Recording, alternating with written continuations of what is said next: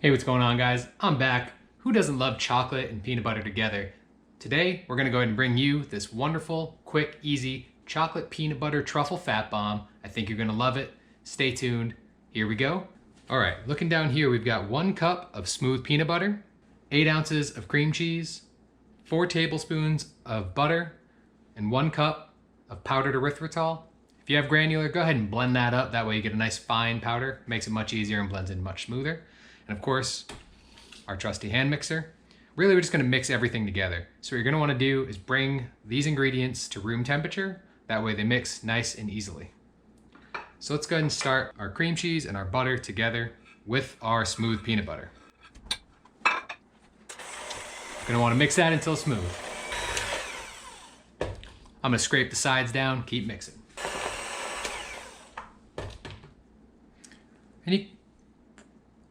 And you can see here, it's well incorporated, nice smooth consistency. I'm gonna go ahead and add the sugar. You can take the sugar and add as much or as little as you want. If you like peanut butter and cream cheese plain, who knows, maybe you can go plain. I'm gonna go ahead and add the full cup, as well as 1 teaspoon of vanilla extract, which I'll grab out of my cabinet. Once again, mix until well combined. Now I'm gonna go ahead and scrape down those sides again, take a look, see if we have a nice uniform consistency. Yeah, I'd say that looks pretty good to me, tastes pretty good too. Now, this is really, really thick. So what we're gonna do is add a cup of heavy cream, mix on low until it's nice and blended well. I'm gonna take our cup of heavy cream, pour that in. Mix on low until it starts going, otherwise you're gonna have a mess on your hands. I might anyway, we'll see. Here we go. That should really loosen that mixture up, make it more frosting-like in consistency. Now don't tell anyone, I actually ran out of heavy cream, so I went 75% heavy cream, 25% sugar-free caramel coffee creamer. All right, we can set the mixer aside. This would work great in a stand mixer. Feel free to use one if you have one. It just doesn't work as well in the cameras because I have to move it, and no thank you. So I'm gonna set this aside. Now we're left with a light, fluffy peanut butter frosting, filling, whatever you wanna call it.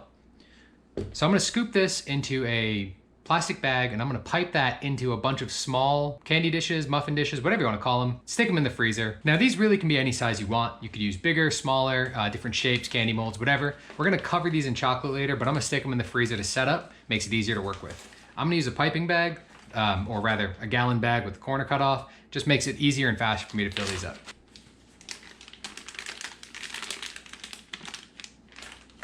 If you're curious what silicone muffin tins I'm using here, check the link below. Always put that information down there. Super easy, that way you can know exactly what I was using.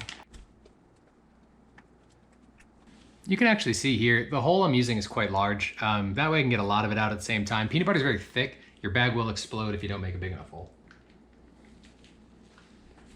All right, and there you go. These are gonna go in the freezer. I'm gonna let them set up for 10-20 minutes. That way they're frozen and I can work really easily with the ganache that we're gonna coat these in and then stick them back in the freezer. We're gonna get a whole bunch. Right here we have about 45-ish, give or take, a little bit more.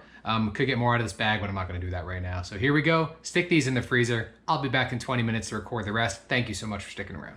All right, and we're back. It's been about an hour, hour and a half. I let those freeze up in the freezer. So we're gonna go ahead and take 4 ounces of dark chocolate. This is unsweetened baker's chocolate right off the bar. And about 10 tablespoons of butter.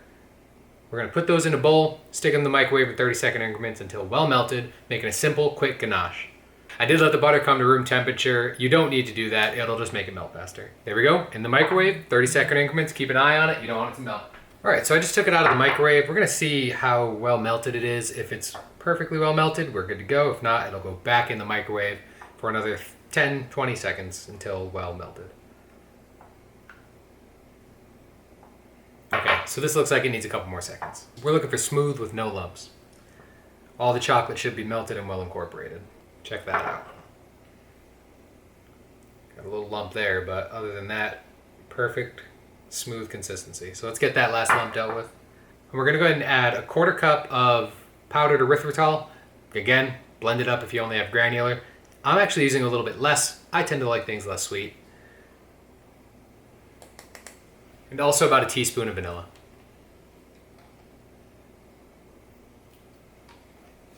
Mix still incorporated. And here we go. We have these fresh out of the freezer. You can take a look at them here. I'm gonna pop them out of the molds and we'll show you what's next. First things first, gotta take the ring off so I don't lose it in the chocolate. I'm gonna glove up, but that's just because I don't like things on my hands. This is unnecessary. And here we go. We have our little assembly line going. We've got a bowl to catch chocolate with, a rack to put the peanut butter cups on. We're gonna pour the ganache over them. You can dip them, you can do whatever you want. I just like to do it this way. It's a little bit quicker and cleaner for me. And then our chilled sheet pan with some parchment paper on top. This is where I'm gonna put the final product. That way it can go into the freezer. Gonna wanna work quickly here, especially because you're mixing hot chocolate with cold peanut butter. Get pretty melty, but we'll try our best, see how it goes.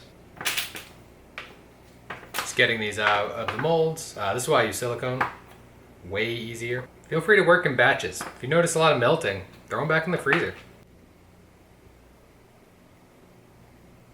Kind of do however you want. You know, you want a lot, go ahead. You want a little, go ahead. I'm probably gonna do a couple different styles, see how I like them. And then right back to the sheet. Man, these look good. You can already see them starting to harden on the sheet. I love that. And then of course, you gotta try one. You are the cook after all. So I'll grab this little guy right here. That is so good. You have to make these. You have to. It's not even a choice. So obviously I didn't do a great job of keeping the hands separate. These are delicious. You have to try them out. I'm gonna go stick these back in the freezer for another, well, really as long as I need to, and then I'll put them into a storage container after that for easy access. I highly recommend you check these guys out. I hope this video format works for you. This is a new audio setup, new recording setup for me. Got a couple of cameras so I can do some cool stuff. If you want more of my content, check out more of the videos at keto2.me, or of course, check the playlist in this video here. Until next time, I'm Sean from Keto2.me. I hope you guys have a great week. Tell me about your favorite dessert recipes in the comments below. And if you haven't already, hit that subscribe button. We'd love to have you around. Thank you. Until next time.